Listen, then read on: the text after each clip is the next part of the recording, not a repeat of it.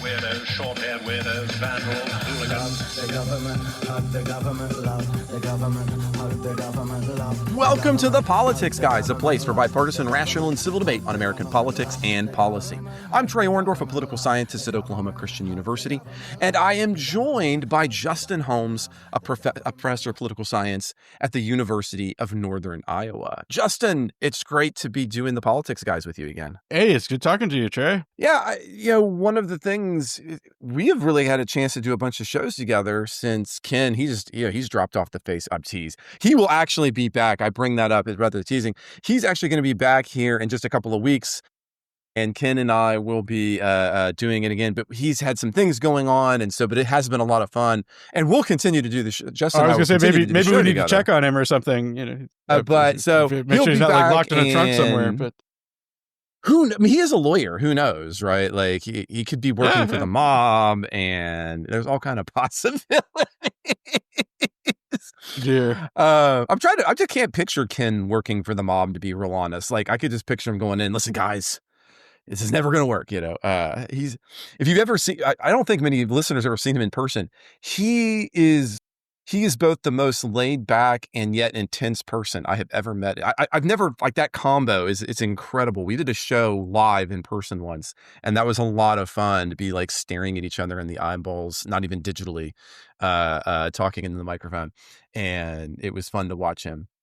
He and I both share hand gesturing too, but be that as it may, Justin, we've got our own host of things that we've got to deal with this week. And I kind of figured we'd be dealing with this, but I thought we would start with the budget standoff. So we recognize, Justin and I know, they dealt with this last week, but of course, we're just a few more days in than they were last Friday today. And so it's worth covering this again to kind of see where things have moved, where we might be. As of Thursday, the IRS, for example, has furloughed half of its workforce due to the shutdown.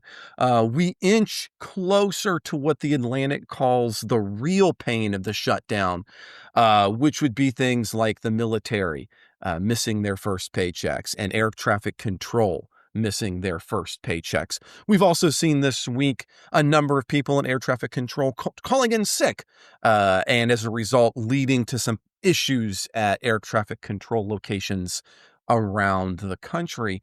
And that's only going to accelerate the longer that this goes on.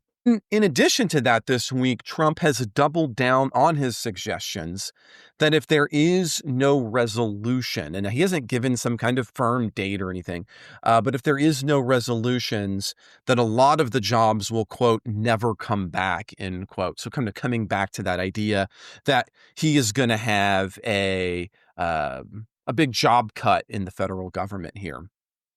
And I want to start by saying, because I know that the other guys had already gotten here to this point. I think, and I'm curious about your take on this, Justin. So I'm going to take a firm stance, and I don't always do that. I think it's Democrats that are going to get the blame at the end of the day. And I think that they're the ones who will ultimately either cave or have to cave to make this work, just as it was with Republicans in the last go-round. And no matter how popular the expanded subsidies for the ACA are, and I think that they are when you take a look at the data, the idea of needing a clean short-term funding bill is precisely the point that Democrats hammered home in 2013 when Republicans caved. And I think here in 2025, Democrats will eventually have to cave for similar reasons, because that's the new normal. You've got to have this, if they wanted to fight this battle, they should have fought it back when they should have done things over the One Big Beautiful Bill Act. They didn't do it then. This feels a little bit like a makeup that they're trying to kind of convince the base, hey, we're going to do serious things. We've shut the government down. But I don't see that to be likely. And the fundamental problem comes back to the House continues to remain in recess. And even if it came back, I'm just not sure the House could pass the version of a bill that the Senate is looking at. Let's put aside the particulars here. I just don't think the House could do it. And as a result, I'm not sure where the leverage is for Democratic senators. And so, again, I think that's really unlikely. Now, to be fair, the one opening here, kind of in a Machiavellian politics sense, is that Trump does seem to be undercutting Republicans' position a little bit when he has said, for example, yesterday on Thursday, that he'd be willing, in his words, to cut, quote, the right deal with Democrats on health care. And that might, as some Republican senators were reporting on Friday morning, leading to grumbling because it, quote, muddies the waters, end quote, about that messaging. But let's be honest, Trump is talking about after the short-term bill is passed. He's not talking about now. And to any extent that that gets muddied, I just don't think that Democrats can move forward. I don't think that Democrats can hold out for much longer. I think we get right up to the deadline for paying, i.e. Monday. I think Monday is when this ends, because then we're going to have to pay. We're going to pay the military, and I don't think Democrats don't want to pay the military, and that's where I think we are now. And I think evidence of this is late last night, the Senate just passed this $924.7 billion military spending bill again, which I think is evidence to that in that direction. So, Justin, what do you think about that? What do you think about that hot take? That's a hot take. No, I think I mostly agree. There are. I would temper it a little bit in terms of blame, but I think I mostly agree in terms of leverage. The Democrats, I think just in general, sort of over the last, what are we at, 9 months now, but who's counting? They don't have a good hand, which is typical, but they've also not played it very well. And I've been, right. Very critical of Schumer and Jeffries, both, and assuming, at some point that they take the majority again, I think they need new leadership. I mean, I think, both as the public face and the other. I do think, in terms of blame, we are so polarized that, I think Trump's going to catch a lot of it. And the question becomes kind of, where do independents go? He is out there blustering yet. And I think kind of regardless of the partisan composition, these are potentially hard on presidents. That said, we are, I think, to some extent in uncharted territory here, because to my recollection, and you can correct me if I'm wrong, we have had these, kind of like air traffic control and TSA issues before. And in fact, kind of the long one during Trump 1, it was kind of when the TSA started breaking down that suddenly people got very interested in, they were, they knew they were going to get paid, but they weren't getting paid. And so they just, why go to work at that point? So what I think is new here is my general recollection with these is that military pay and like Social Security have never been on the table as threatened. You have to go back to 2013 for that to be the case. For that to be the case. I was taking a look at that. That's why I was bringing up 2013, but you're absolutely right. Because I think on one level, I have actually been at times maybe critical of Democrats for that.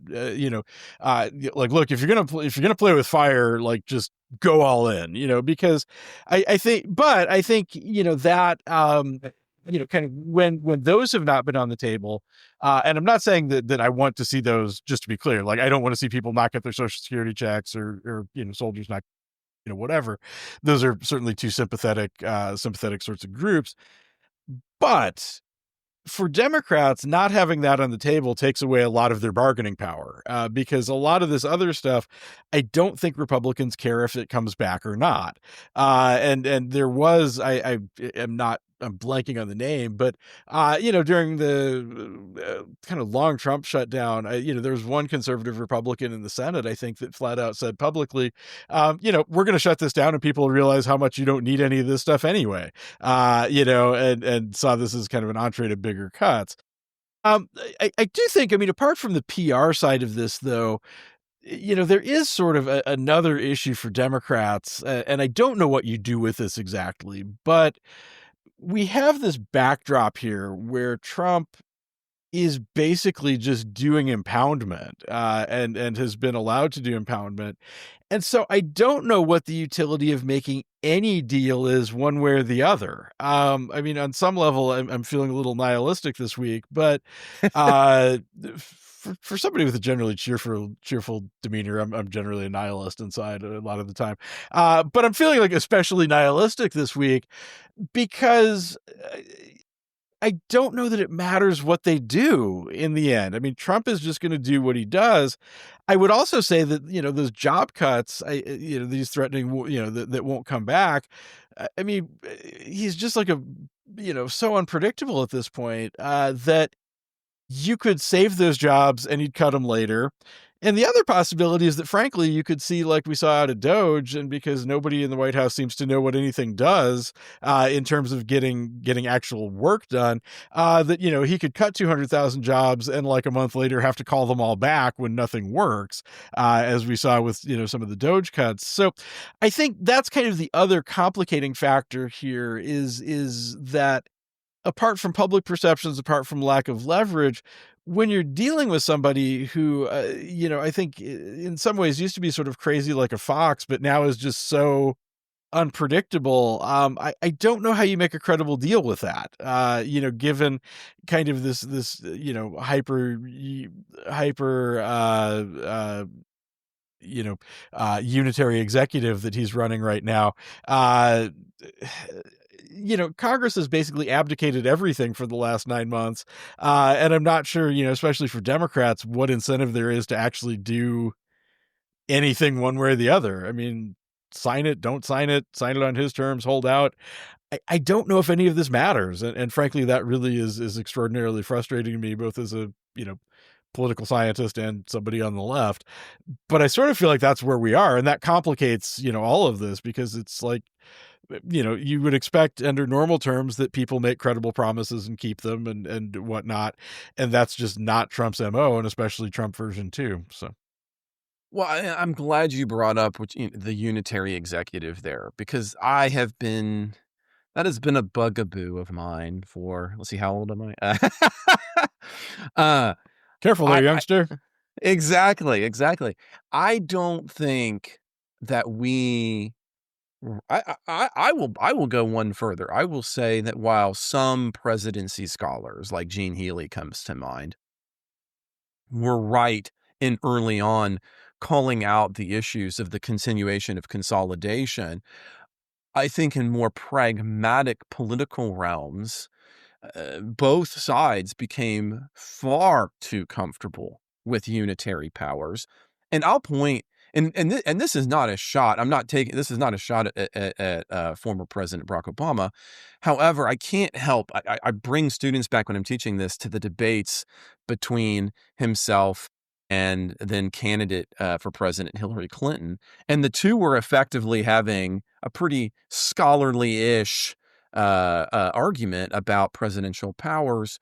And Barack Obama made as one would hope, as given his background, a case against unitary powers. But then, of course, he would push those forward himself in many real and obvious ways. And I mean, one of those, people always ask, like, what? Well, like changing the way that we actually record presidential actions from weekly to daily was one of the big moves under which actually made it easier to do a lot of the more real unitary powers. And the problem becomes is then, as you note here in kind of what you were calling the Trump 2.0 circumstance, if you create an institution that does not have meaningful checks on it, when it comes time that you want to finally have a meaningful check, the date has passed, right? Right. You can't. So I agree with you on that front. I think one of the problems the Democrats in Congress is facing is the fact that they too were complicit. It's not a Democratic problem. I'm suggesting that Congress writ large was complicit in allowing the unitary president to emerge because it benefited them electorally. Kind of, again, I'll take a look at the early scholar Mayhew, who argues about that in his book on Congress, the Electoral Connection. And what we see there is that they abdicated that, and now suddenly it's kind of like they're coming out of Plato's cave and saying, "Hey, we've got to push back. You know, we see the light now." And it's like, guys, that toothpaste is not going back in the tube. exactly. And that's my other fundamental problem with the stance that they're taking right here is, as you rightfully point out, there is no win scenario since they already gave up the unitary presidency. All you're doing right now is, I don't know. And that's my honest answer. I don't know. Right. And so what's the point? And that's my nihilism. Yeah. I mean, and this is, I mean, just to give a little, you know, to kind of extend the story a little bit. I mean, this has been, I mean, when was, you know, Schlesinger's book, you know, on presidential power? We're on my shelf, as a matter of fact, as we speak right now. And now I bring it up, and then the name is escaping me, but you know, it's kind of the first to argue that the presidency is too powerful, you know, then, and this is 60s-ish, I want to say, you know. Well, and even more recently, what about like Howell's work on the unitary presidency, right? I mean, who argues against Neustadt and basically says, look, hey guys, the president's exercising a bunch of real powers, and we got to be thoughtful about this. Yeah, and you know, I think it was. I think what's frustrating, and again, why this is so different, you know, is that you're absolutely right. I mean, there's been a bipartisan thing here for ages. And I mean, really probably going back to the New Deal or even the progressive era of sort of, you know, a gradual consolidation of power there. And certainly, you know, I think Bush 43 gets some of the blame, you know, with kind of John Yoo, you know, kind of really laying out sort of an academic case for this that, you know, I think is problematic. You know, certainly Obama, Biden certainly pushed that as well.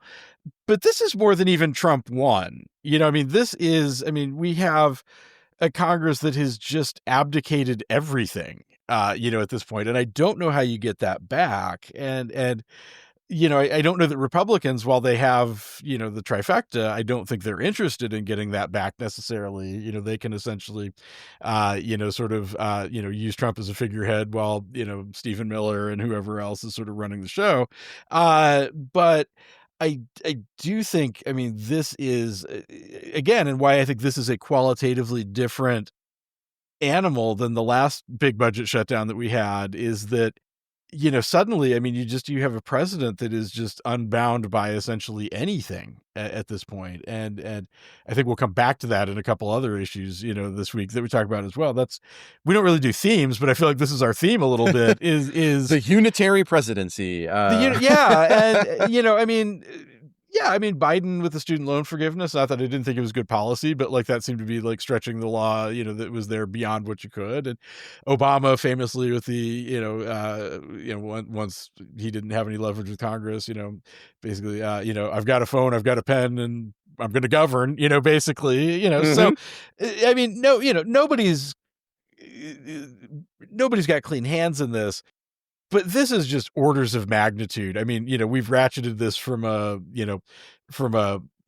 40 out of 100 to a 90 out of 100, you know, in the span of a few months. And I think it's a little bit like what we used to call philosophically the arguments from the beard, right? Presidential power has been accumulated in the contemporary, it always has been, but more drastically speaking, via precedent, right? So, for example, for listeners, right? So you take a look. I teach, for example, you take a look. Okay, one of the important presidential powers found in Article 2 is the appointment power. So presidents gets the appointment power with the advice and consent of the Senate. So, but what does advice and consent mean? Well, today what that means is it's a vote, right? The end. There's nothing else. But of course, the reason that is the way it is because of a precedent coming from George Washington. And so the first president, the first Congress, they set these precedents, but they don't stop there. And I think what you're getting at here is accurate, Justin, in the sense that, okay, we've gotten used to there being this okay, the unitary power is getting a little bit bigger. It's getting a little bit bigger. It's getting a little bigger. And everybody who suggested, again, kind of like Healy did back during George W. Bush's era, even though he is actually on the right side of things, arguing that the Republicans should not, and true conservatives should not be comfy with the unitary presidency was his argument. But people like him were like, well, listen, it's never going to get that bad. But this is where the problem from the beard comes is it's true. Each individual hair, it's difficult to say, but eventually there's a moment where we all go, it's a beard now. Yeah. And how many hairs was that? I don't know. Yeah. And we can't exactly throw that into, our statistical package and be like, aha, when you get to, 127 unitary powers now is qualitatively different. I like this better than boiling the frog, as well. But yeah, but it's basically the same story. Yeah. And so here we are. And so the idea, and this is one of the things I think is important to point out, Trump added hairs. But Trump 2.0 wasn't some kind of like 75% increase that came out of nowhere. It was just it was more hairs yet, and now we have a beard, and that's a problem. It's basically the ZZ Top. It's the ZZ Top of presidencies. Yeah, and if we don't think about it, the problem is I don't think we'll be able to fix it if we don't recognize that as being the problem. If the problem becomes, this was a Trump issue, then we won't really understand the underlying institutional problem that we now face and that we have faced, to be frank, even before Trump. I think there's two issues here when it comes to sort of fixing this that makes this really hard. And so one, setting aside the politics of it for a minute, and you absolutely can't do that. But just if we go to the abstraction of this, I don't know what a mechanism for this looks like. Do we add? Is this like constitutional amendments kind of thing? Is this kind of undoing some legislation that has delegated power? Because some of this is not just grabbed. It's, like immigration stuff is just delegated, at this point. I mean, they could take that back, I suppose. So there's that. I don't know in an abstract what the fix looks like. The other problem, though, and I appreciate that you mentioned precedent, and I think I always hold my tongue on that because talking about precedents and presidents is a complicated story. But you're absolutely right. I mean, everything that a president does is a precedent for future presidents. Oh, geez. And, nobody wants to give those up. If we think about, Republicans were up in arms when Obama was drone striking Yemen, I think it was. And it's like, well, what'd you expect? You wrote a memo that this is the kind of thing presidents can do. My concern, though, is then apart from I don't know what fixes would look like, is that, when you have another Democratic president, they're not going to want to give up their power. They're not going to want to do that. So, I don't know what a fix looks like. And gosh, we've gone far afield from the budget, but I feel like actually, given that there's been so little movement, this is actually productive in certain ways to think bigger picture a little bit. There's so yeah. Well, maybe that is a good cue, though, to move forward in our stories today. The next one I thought we should probably hit is the Gaza ceasefire, and so this is a big deal. President Trump secured, I'll call it amazing, on Thursday, an amazing announcement, a ceasefire deal between Israel and Hamas. It's a 20-point Trump plan, and it's mediated by Qatar, Turkey, and Egypt. The ceasefire has already begun now. It was going to start this weekend. It's now begun from their point of view. And by our time on Monday, the hostages should be released. And this was met with widespread applaud, both among Israelis and Palestinians, because you're both getting an end to the conflict. But importantly, one of the big concessions is that Israel will begin to allow trucks and other things into Gaza, and simultaneously has already, as we're recording this, is in fact moving troops out of urban areas to a to-be determined perimeter, which again is a big deal. As Trump said on Truth Social on Wednesday, it's the, quote, first steps towards a strong, durable, and lasting peace. And he went on to say, quote, "A great day for all Arab and Muslim world, Israel, all surrounding nations, and the United States of America." The United Nations Secretary General called it a momentous opportunity for Palestinian people to now have self-determination. And again, pragmatically, it means the release of hostages and again, that removal of military items, Israeli military from Gaza's urban centers. Now, of course, it's a weird timing in some ways because it occurred just 2 days after the 2-year anniversary of the horrific attack on Israel, in which Hamas killed 1,200 Israelis and took captive another 250 individuals. And in the aftermath of that, the resulting conflict, the war, has resulted in the death of 67,000 people. So what has brought us to this point? What's changed? It seems pretty clear to me. I just try to call the things as I can recognize it. But it seems the key here was, in fact, President Trump putting a lot of pressure and exerting a lot of pressure on Israeli Prime Minister Netanyahu to do something, specifically to come to some kind of stop. That really seemed to be the point, because last night, as we were taking a look at this, there were still questions whether the Israeli government was going to say yes, but they did in fact do that as of our recording today on Friday, October the 10th. And now, of course, that the future of this, let's be honest, this is not the end of peace in our time or anything. How many Israeli-Palestinian peace deals have there been in our lifetimes at this point? Exactly. And I mean, that's an excellent point. But that does not move away from the fact that we are at least having a moment of peace. Fixing this moment is of value, absolutely. Yeah. Right now, some of those long-term items would include things like disarming Hamas. But of course, those are items that can kind of be saved in this framework for an upcoming day. But again, I'm going to have to say, of all the times where we've had a Trump, I can actually make a deal, it feels like we've actually had Trump make a deal occur in this particular instance by actually pulling on a lever that he had access to, which was Netanyahu. And it seems to be a positive moving forward. Now, the other element of here, of course, to keep in mind for listeners is Hamas was in fact running out of materials and supplies, right? I mean, whether you agree with it humanitarianly or not, the stranglehold of the Israeli military in that area meant at some point Hamas was going to have to stop because literally nothing was coming in. But that doesn't mean that day had to be today.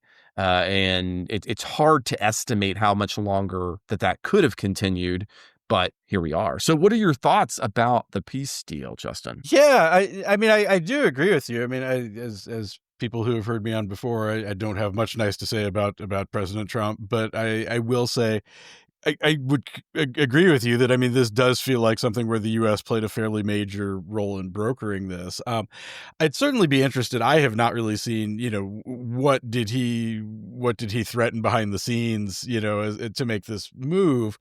Because I think, throughout most of this, and this is frankly the whole of this conflict. I mean, Israel has always, I think, had the upper hand from a military standpoint, obviously.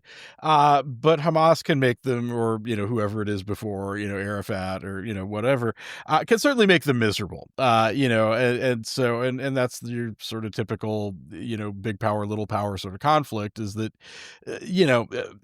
you probably don't have enough oomph to completely obliterate them. And at the same time, they're absolutely not going to overthrow your military, but they can make life miserable for you.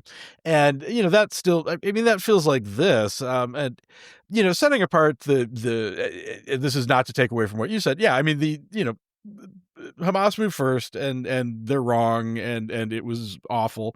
It was also boneheaded, on some level. I mean, it is. And that seems to be sort of the move here by leadership under various names, is that, they will just do something here and there that is an absolute bonehead move that then, ends up with Israel taking more territory and, so on and so forth.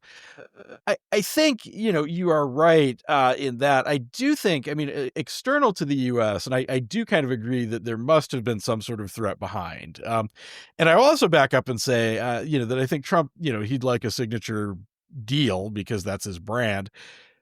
But I will say I'm a little surprised, or maybe, I cannot picture him particularly being moved by Palestinian suffering all that much. I mean, even kind of in the debates when he was talking about this, how crass do you want to be here for a second, Justin? Because I have a thought about that. Real effing crass. Yeah. Okay. Well, let's be crass.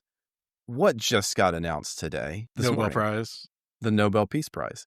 Yeah. And I will be honest. I think that it is likely that played a role here, right? Now, as a good thing happened, absolutely.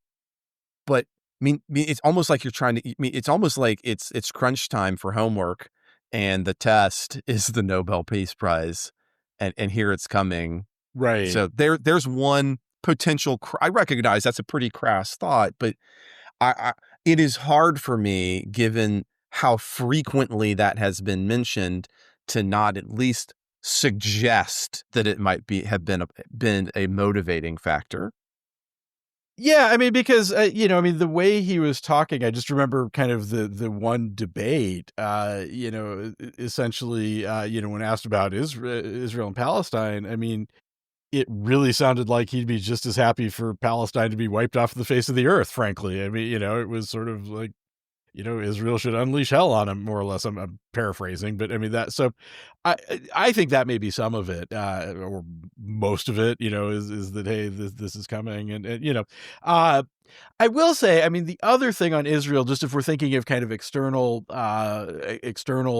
forces, you do have several countries recognizing Palestinian statehood, over the summer. And I don't know, how much of this impression this makes. I am modest about what academics can do in terms of moving the world. But certainly we're starting to see a lot of sort of genocide scholars and professional organizations and things essentially calling it a genocide, and I don't think that the Knesset really cares about what the International Society of Political Psychology has to say about these things. But that is a potential, as this idea percolates out. I think there may be some sensitivity. I mean, that is language that, that is language that you get out of college protesters or things like that previously. And as that becomes legitimized, I do think, Israel, I think on the one hand, I'm not sure that the government, but I'm sure they'd be happy to just relocate them, be rid of the Palestinians altogether. But at the same time, given sort of they have an admittedly tenuous state in the world. I mean, I am sympathetic to, I have very conflicted feelings and mostly just sidestep this issue, when I can. But I think they have generally treated the Palestinians quite poorly for a lot of their history. But I would also go so far as to say that, they are in a precarious situation, as the only Jewish state surrounded by countries that don't like them. But I suppose at some point, does this provoke, are they worried as kind of genocide talk trickles out, does that provoke Iran again or somebody else? They've had sort of a detente with Turkey and Egypt for a long time, but does somebody finally act, at that point? So I do wonder if some of that kind of that normalizing of that terminology that I will say we have not seen, previously. I mean, thinking about what you call that. And again, this is my niche little part of the world. And I do not pretend that we are particularly influential, but as that gets normalized, that has that combined with the statehood stuff, combined with, potentially honking off the EU or other governments, I think that is maybe another thing that puts the finger on the scale a little bit towards settling is that, at some point there are going to be reputational costs that may well, turn into something more than just reputation. Yeah. It's kind of a last question and a thought here that I've been pondering, and I'm curious about what you think. And of course, part of this is speculative, but it seems unlikely that we go back to a to the relationship between Israel and Palestine that we saw 2 years ago. That seems unlikely. And so I think one of the other items then becomes is, what is the new normal? Even if this peace isn't perfect or forever, as you had rightfully noticed a minute ago, how many have we had during our lifetime, right? But what becomes the new normal-ish in the aftermath of the attack on, now the attack and the invasion? Where is Israel really willing? It seems unlikely that Israel is going to go back to what allowed them to be hit before. But at the same time, it seems untenable. Some of the issues will be fixed by letting these trucks and things in, but that's still, let's not delude ourselves. That is not a permanent fix.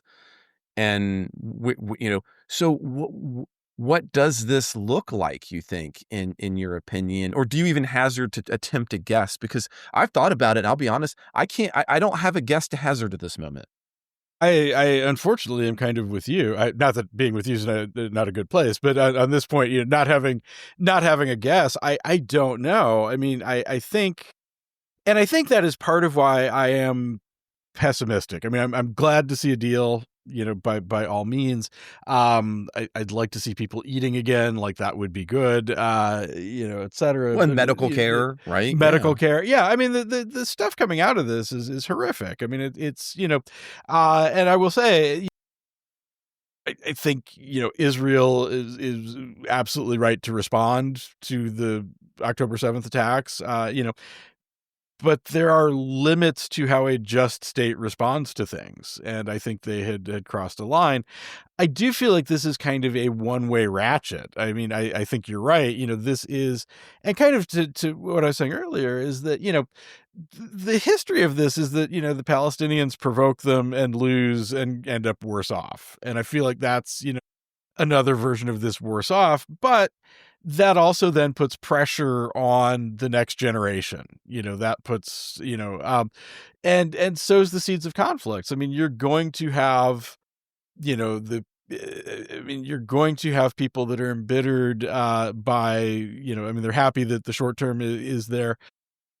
I don't see this as an answer that gives anything much that the Palestinians want, most likely. And so I guess, my pessimism about this is not just that, my God, we've been doing this since the Carter administration, but that beyond that, this just feels very fragile because it does not it solves the immediate problem, but I don't know what an answer looks like. And clearly, I mean, I am not an international relations scholar, but I don't think anybody has come up with an answer for a permanent peace. And, it's when you have this messy situation like this, I think you're always going to have some element of Palestine that is upset with their situation and not necessarily always wrong about that, to be clear.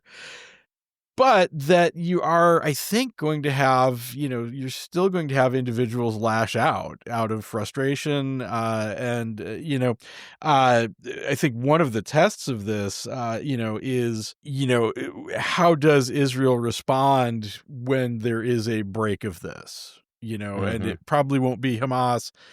But for gosh sakes, committing a low-grade act of terrorism is pretty darned easy. Not encouraging it, but, it is. And that's why people engage in terrorism. You don't have resources, you make a splash. You don't have an army, but for gosh sakes, you can get, a bomb for a couple $1,000. But what makes this unique, again, also not an international scholar, but I do a lot of conflict, is generally we see terroristic activities because there is, rightfully or wrongfully, but there is a real thought that the fear of the public, the fear that the public will be instilled with, will lead to policies changes that are beneficial Right. to the terrorizers. And in this particular instance, that has not been true for decades.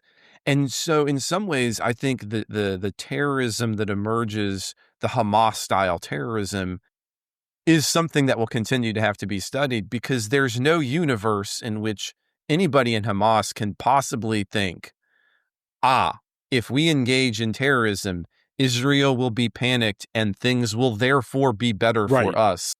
As opposed to saying, gentlemen, question, like, let's assume I'm okay with violence. Can you explain to me how A is going to lead to B? So just to clarify, I do think, I mean, this reigns in Hamas. I think this brings them into behaving themselves. My concern is, and I think it was you and I were talking about this a while back, about kind of in regards to the Charlie Kirk shooting, the kind of rise of sort of lone wolf style stuff. So I think Hamas as an institution, I think they're going to behave for a while, and I certainly hope they behave for a while. My concern is that some punk kid is not going to get the memo. And how does Israel respond? Because again, part of the draw of terrorism is that it enables, not just, kind of weak quasi-state actors like Hamas that don't command a lot, but it enables everyday people to, you don't need much, you need 5 guys to pool their money and talk one of them into blowing himself up, next to a police station or something. And so I guess the concern is there is not going to be a complete cessation. I think there will be a complete cessation from Hamas, but I think one of the big tests here is, when some dumbass kid does something like this, does Israel restrain itself, at that point, because again, as a state, you get to respond. And certainly nerves are going to be raw. And I think that's where, I guess maybe that's where this is where I go completely nihilistic today. You asked for what does kind of what does a peace look like? And I'm basically telling you the story of how I think this ends. And it's just a question of when, essentially. But I think that's why I'm very grateful for the moment, and we're going to take that moment as a win for everybody. And we'll give it to Trump. But, I don't see this as lasting more than a year or two, to be honest. Well, let's move forward from your nihilism once again. I'm sure I've got more. I'm just grumpy today, I think. This episode will be entitled Unilateral Power and Nihilism. But what we need to move to next is going to be, this past Wednesday, Trump published on True Social that, quote, Chicago mayor should be in jail for failing to protect ICE officers. Governor Pritzker also, exclamation points, as a matter of fact, as opposed to caps for one. So I don't know, maybe he didn't write that one.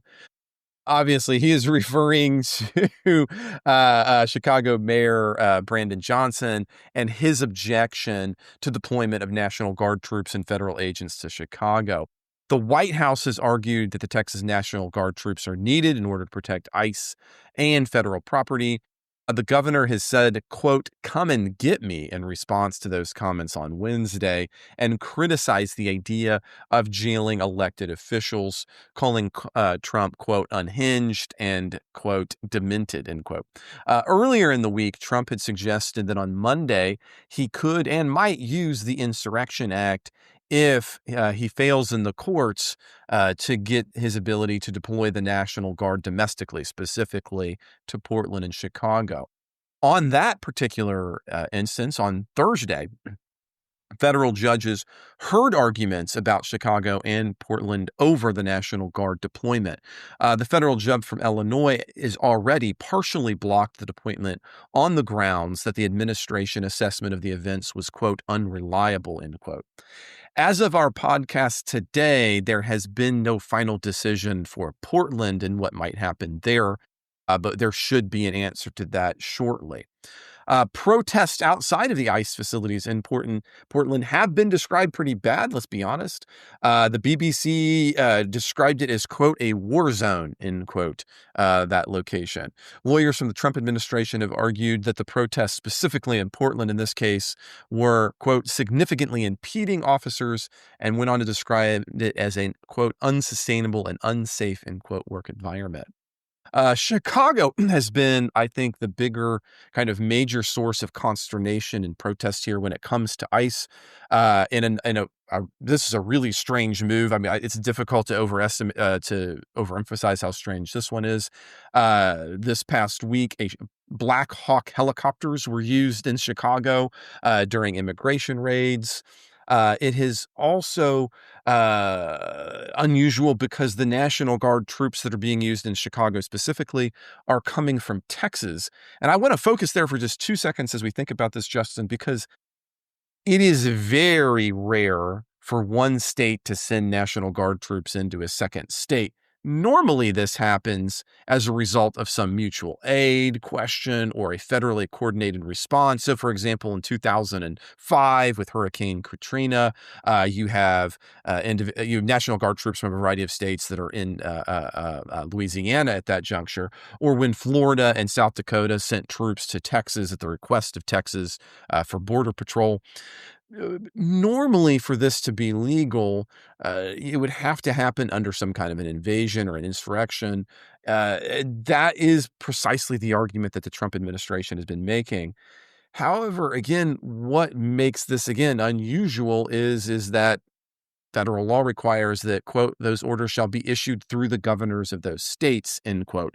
And so to have a governor say no, while the president is saying yes, and you're not having something like the Insurrection Act invoked, now we're in uncharted territory, just to be clear for listeners. That's what makes this weird. So let's come back to that for just 2 seconds, right? The 1807 Insurrection Act grants the president the ability to call in the U.S. military, including the National Guard troops when they've been nationalized, to suppress insurrections, rebellions, or to enforce federal authority. Right now, I was looking through this week at a lot of legal analysis, and it seems both the left and the right, no matter what kind of scholars I'm looking on, they all seem to agree that, for different reasons, but they all seem to agree that the Supreme Court will end up overturning any lower court orders that stop this from happening, in large part so as not to have Trump pull the trigger and use the Insurrection Act, right? In other words, either together, collectively, they're going to say, look, he's going to do this, so it's better that he does it under the auspices of something other than the Insurrection Act. That seems to be the overall consensus. White House spokesperson Abigail Jackson said, quote, amid the ongoing violent riots and lawlessness, that local leaders like the governor have refused to step in and quell it, means the president has to now exercise his lawful authority to protect federal officers and assets, end quote. She would go on to say, President Trump will not turn a blind eye to the lawlessness plaguing American cities, end quote. But there is actually some pushback from the right. As a matter of fact, here in my own state of Oklahoma, a very right Republican governor, Governor Stitt, argued that is, in fact, problematic and not consistent with conservative values. He said, quote, we believe in the federalist system. That's states' rights. Oklahomans would lose their mind if the governor of Illinois sent troops down to Oklahoma during the Biden administration, end quote. And, Stitt and I don't always agree, but I have to agree with Stitt on this. And I'm happy that he's willing to stand out because he doesn't always do that. I have to say I'm grateful to see somebody that is actually consistent on federalism. Like Jay and I used to go back and forth on this, that I think, most people's federalism takes are just BS, and I firmly believe that which people gravitate to whatever level of power they get what they want, most of the time. And whatever overlay there is in the federalism arguments is mostly window dressing. So it makes me glad to see in this case, a conservative being sort of principled about this issue. I doubt that he has the ear of the White House, by any means, but. Well, I mean, I don't think many of us in Oklahoma are right there on the forefront of many, ears of anybody, unfortunately. Yeah, fair enough. So yeah, I mean, there's so much to unpack here, and I will say, this is not a gotta hand it to you, but of places where Trump has wanted to deploy troops, I think this is, while I don't think it is justified, I feel like it has a more rational basis than some of the others. If you look at sort of the crime fighting justification that was sort of previous things, I mean, that's just obviously just a patent abuse of national power. I mean, they weren't even doing things that were that effective. It's like they're like the DC. Sure, DC's got a crime problem. They're patrolling the Washington Monument. Like that's not where the crime problem is. So I think all of that was just sort of a farce. In some ways, I don't know that I could even get all that worked up about it because it's like they're mostly standing around with their, I'm not going to use the phrase I was going to use, but standing around. This is a clean program, Justin. Let's be reminded. It's a clean program. Thumb in their ear. But all of that said, I still, I mean, yeah, there's protests.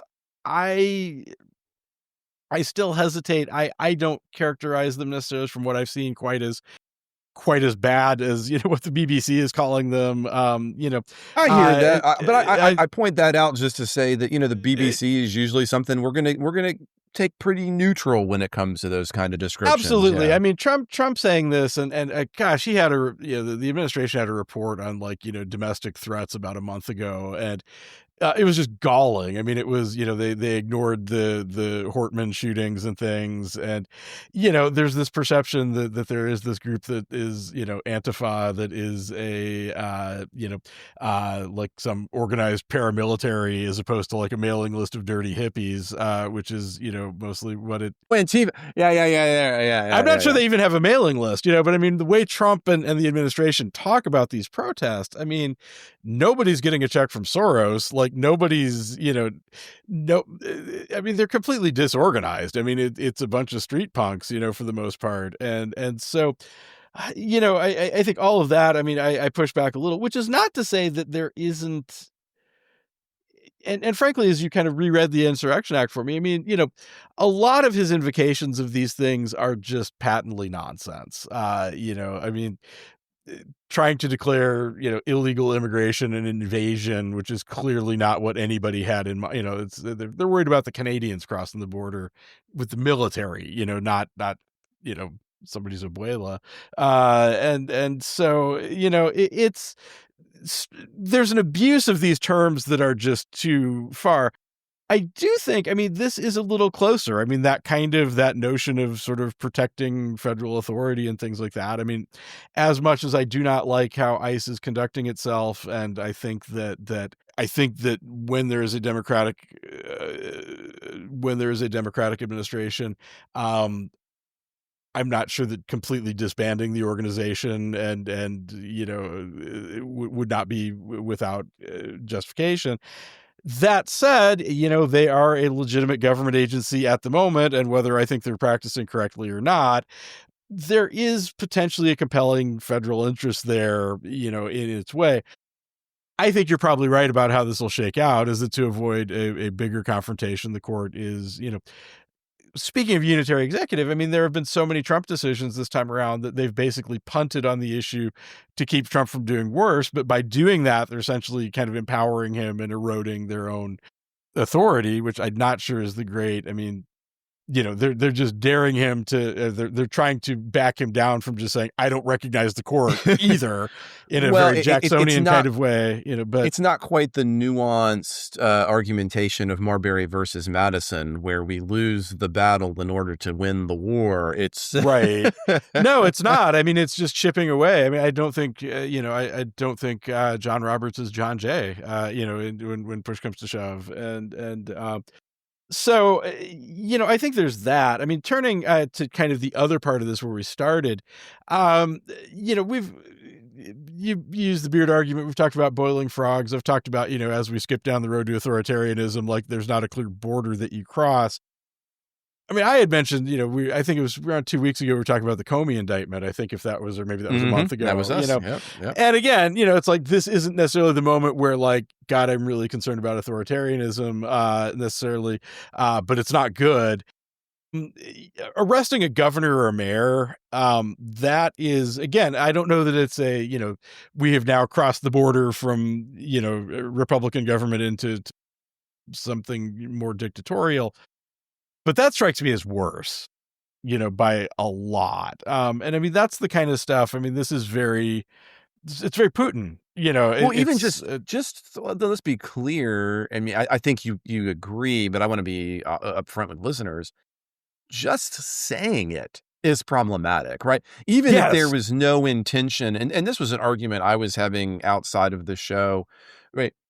Even if this is theoretically Trump hyperbole, there is a rhetorical problem with a sitting president saying, if you don't fill in the blank, and I'll put you in really jail. anything besides you're shooting or you're shooting at federal troops, or you're actually part of an insurrection. Hey, I'm the governor of Illinois and we're going to secede from the Union. Apart from that, yeah, and let me be clear, specifically that, then this is not a phrase that ought to be, there's nothing we can fill in the blank with that then finishes with, we ought to put you in jail. No, and thank you for saying that, because I think that has been a consistent Trump problem. There are things, and look, First Amendment right, free speech, et cetera, but there are things that presidents need to not say.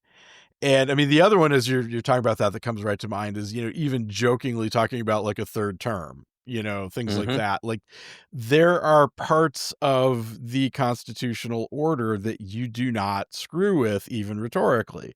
Exactly. And I mean, there's a part of me that thinks that, there's no way they're going to put Pritzker in jail. Nobody's going to follow through with it. But then it's like, I see the Letitia James lawsuit, this week, that I think, like the Comey lawsuit is not going anywhere, but she got the indictment yesterday, also on mortgage fraud charges, because that's the new charge du jour. I mean, you can get a grand jury doing it. I guess my thought is, I would have thought that was unthinkable a year ago, and here we are. So I feel dramatically less secure when you say something like that. Again, this is Trump 1 versus Trump 2. I mean, he's going to bloviate and, whatever. And he spent a lot of time bloviating, but now he's doing all the things we were afraid that he would do before. And I think, even threatening, and I guess I am less confident than before that once he floats an idea like that he doesn't find a way to make good on it. And I think that is a complete mess. I mean, that's if that happens, I think that is a giant problem. I mean, this is like, third world kleptocracy kind of governance at that point, and again, I think, that's, I think, actually a mistake that the left has made to some extent, is that, everything's Hitler, all the time. But this feels very much like some kind of, Central American dictatorship in the 70s or something, kind of governance, which is not good. No. Well, I know the show has gone on a little bit long, but I mean, on Apologies, that note, but yeah. no, it's all good. I think we've covered some important ground, but I didn't want to finish with, at least since we're on this topic, at least just pointing out what happened this past week with Attorney General Pam Bondi, and at least have a quick thought. She had her Senate hearing this past week, and she took the new line, the new White House line, which is to attack the questioners specifically, rather than really responding to the questions. In one particularly tense moment, she responds to Senator Dick Durbin that, quote, "I wished you loved Chicago as much as you hate President Trump," end quote, in response to his questions about what we were just here talking about, which is the deployment of the National Guard, specifically Texas National Guard, to Chicago. She accused Senator Blumenthal of, quote, lying about military service, end quote, when he questioned her integrity, an old allegation about his military service in Vietnam. The big item of contention, of course, was related to Epstein. When Democratic senators pressed Bondi on the issue, she questioned why Democrats hadn't raised the concerns about the Epstein investigation before her term. At one point saying, quote, "Did you ask Merrick Garland any of this over the last 4 years when he sat before you," end quote. And in all honesty, had she not gone on the attack and stayed there, I think she actually could have made a better set of points. I mean, it is true that nobody was paying attention to this in a meaningful way until the stuff with Trump. And I think a calmer AG who wouldn't have attacked on anything probably could have made Democrats look worse by taking that line of reasoning, going, hey, if you really cared about this, you would have cared about this. But because it was part of this larger attack, it didn't come off quite that way, which seemingly is problematic. And then, of course, it finishes with questions in response to Trump's border czar taking $50,000 in cash from an undercover FBI agent, to which Bondi said there was no credible evidence, and then just turns around and says, yeah, and actually, the Democratic senator from Hawaii, you protested next to Antifa, so you're obviously one of them, you Antifa radical. Just undermining any kind of possible credible response that you could have. So what are your quick thoughts? Quick thoughts. Yep. On this. Yeah. Yeah. I mean, I agree with you on, I think most of it. I mean, I think there were on the Epstein side of things. I mean, there were some legal things that we can't get into that kind of put that on the back burner a little bit. I mean, there was some stuff that was sealed, that I'm not sure that, AG had necessarily a lot of leverage over, as odd as that is. But yeah, I mean, I think Bondi comes off looking pretty bad here. I mean, that, Republicans have made that argument before. And, again, while I don't necessarily buy it, it is a solid deflection rhetorically.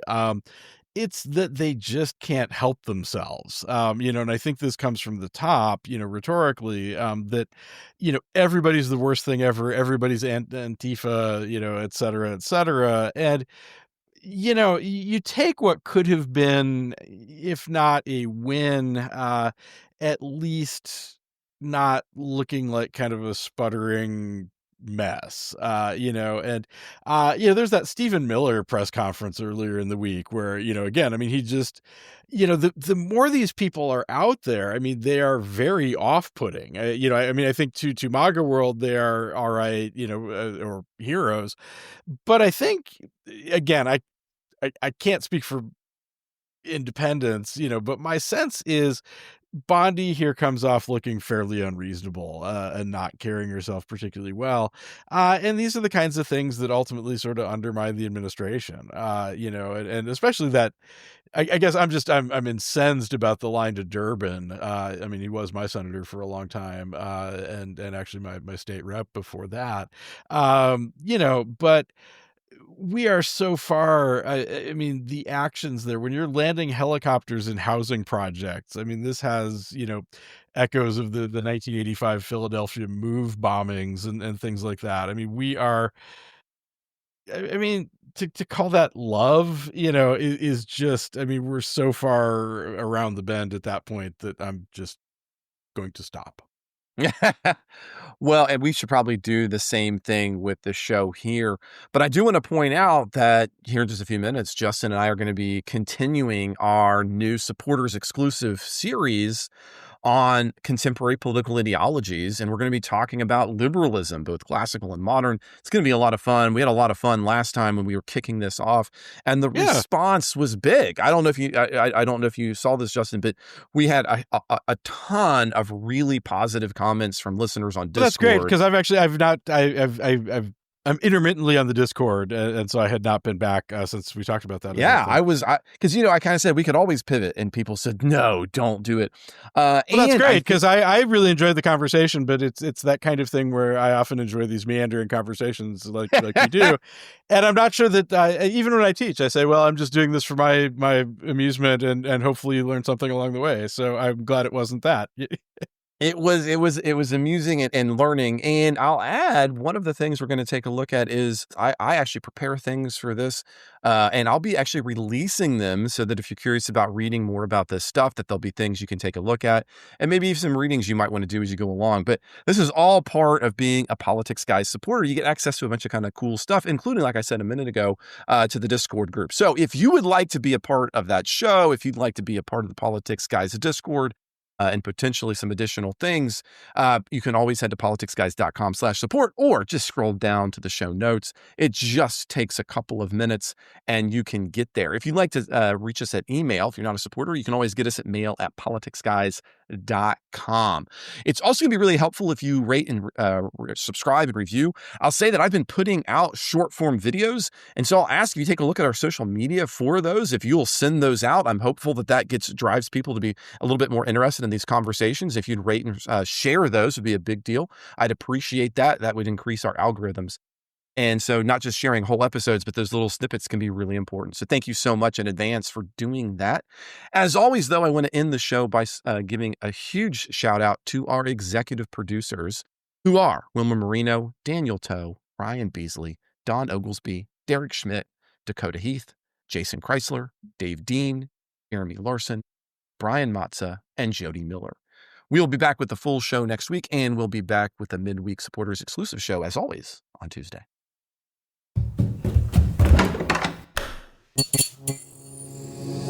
This podcast is part of the Democracy Group,